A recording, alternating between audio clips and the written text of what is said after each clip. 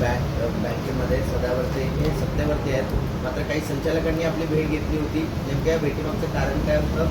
काही भ्रष्टाचार त्यांनी आपल्यासमोर मांडले. आज एस टी बँकेच्या 11 संचालकांनी आज महाराष्ट्र नवनिर्माण सेनेच्या आमच्या ठाण्याच्या कार्यालयात माझी भेट घेतलेली आहे आणि त्यांनी ज्या काही गोष्टी आज मला सांगितलेल्या आहेत त्याच्यानंतर सदावर्ते ज्या पद्धतीने महाराष्ट्रात बोलत असतो, महाराष्ट्र हित दाखवत असतो.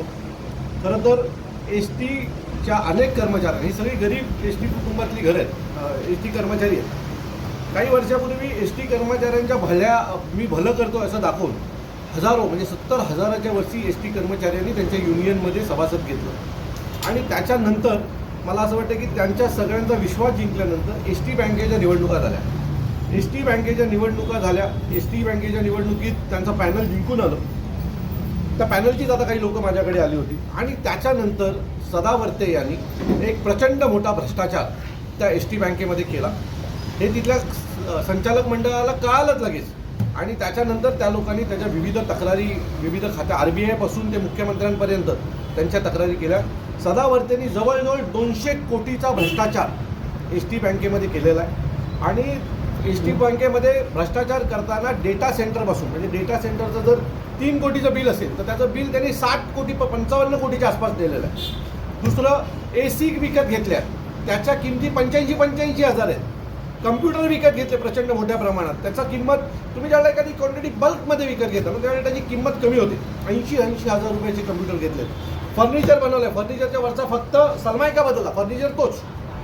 आणि या सगळ्या गोष्टी तिथल्या संचालक मंडळाला सतत कळत होत्या आणि संचालक मंडळ याच्या बाबतीमध्ये सतत तक्रारी या विविध खात्याकडे करत होता. परंतु त्यांच्याकडे सदावर्तेच्यामुळे त्यांच्याकडे कुठल्याही प्रकारे कोणी त्यांना या सगळ्या चौकशीमध्ये मदत करत नव्हतं. आज त्यांनी महाराष्ट्र नवनिर्माण सेनेच्या कार्यालयात भेट दिली. संपूर्ण भ्रष्टाचार हा त्यांनी या पेनड्राईव्हमध्ये मला दिलेला आहे. कशा प्रकारे भ्रष्टाचार करण्यात आला, कसे कसे पैसे खाल्ले गेले, संचालक मंडळाला जीवे मारण्याच्या धमक्या कशा दिल्या गेल्या.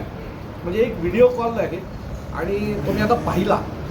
प्रचंड भयानक एका महिलेशी प्रचंड अवाच्य भाषेमध्ये सदावर्ते बोलत होते आणि तिला धमक्या देत होते की तुला महाराष्ट्राच्या मुख्यमंत्र्यांचं नाव घेऊन, इतर सगळ्यांची नावं घेऊन प्रचंड वाईट भाषेत त्या बाईशी बोलत होते. कॉन्फरन्स कॉल होता आणि बोर्डाची मीटिंग चालू होती आणि त्यातला तो सगळ्या गोष्टी या पेनड्राईव्हमध्ये सदावर्तेचा बँकेचा संपूर्ण काळा चिट्टा हा त्यांनी आज माझ्याकडे दिलेला आहे. या सर्व कमिटीने म्हणजे 11 जणांनी मिळून RBIला त्याच्या बाबतीतली तक्रार केलेली आहे.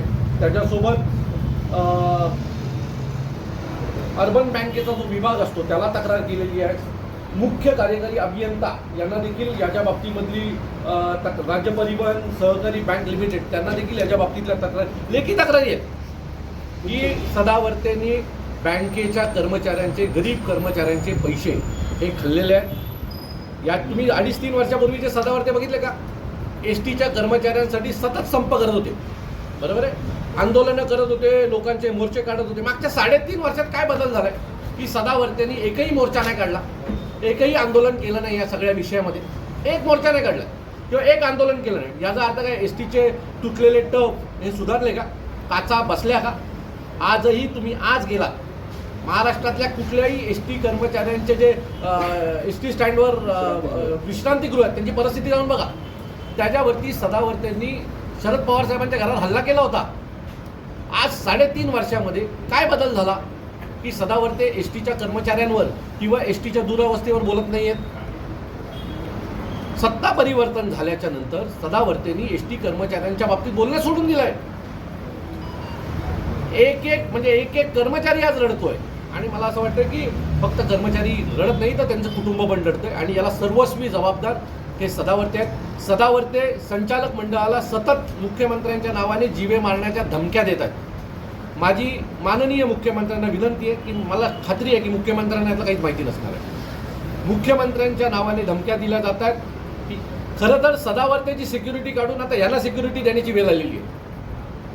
तर माझी महाराष्ट्राच्या मुख्यमंत्र्यांना, गृहमंत्र्यांना विनंती आहे की या संपूर्ण प्रकरणाची चौकशी झाली पाहिजे. अहो एक कॅलेंडर दाखवतो. हा एस टी बँकेचा कॅलेंडर आहे, बरोबर आहे. हा एस टी बँकेचा कॅलेंडर आहे.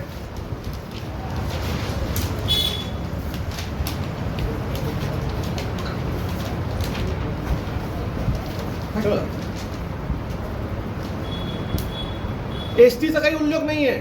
हे एस टीच्या पैशातनं छापलेले कॅलेंडर आहेत, बरोबर ना? ते एस टीच्या बजेटमधनं छापले. मथुराम गोडसेंचा फोटो तेवढ्याच मोठ्या प्रमाणात. हो. काय मेसेज देताय महाराष्ट्राला तुम्ही? काय मेसेज देताय? तुम्हाला करायचंय काय नक्की या महाराष्ट्रामध्ये? आज हजारो एस टी कर्मचाऱ्यांची फसवणूक या माणसाने केलेली आहे. 158 कर्मचारी अवैध नोकर भरती करून त्यांचे पैसे खाल्लेले आहेत. त्याचेही पुरावे या सगळ्यांकडे आहेत. त्यांचीही पत्रकार परिषद 1-2 दिवसात होईल. खरं तर हा ATM कार्ड आहे एस टी बँकेचा, आणि असं म्हटलं जातं की या कशावरही कुठल्याही पक्षाची तुम्ही ॲडव्हर्टाइजमेंट करू शकत नाही. सरळ कमळ.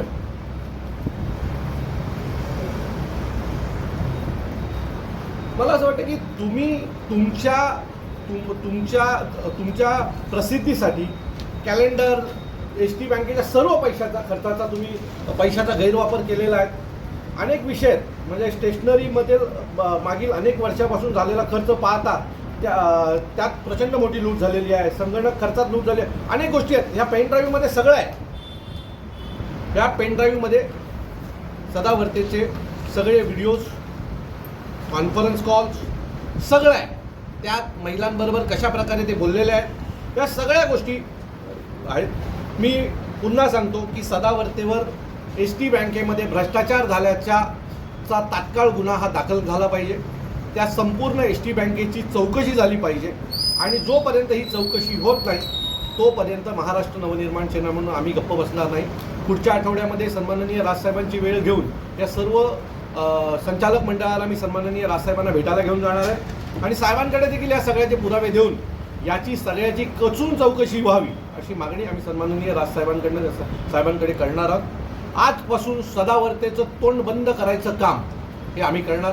एस टी बँकेच्या गुन्ह्यात एस टी बँकेच्या गरीब कर्मचाऱ्यांचे पैसे खाल्लेला सदावर्तेला आम्ही जेलच्या आतमध्ये पाठवल्याशिवाय गप्प बसणार नाही. धन्यवाद.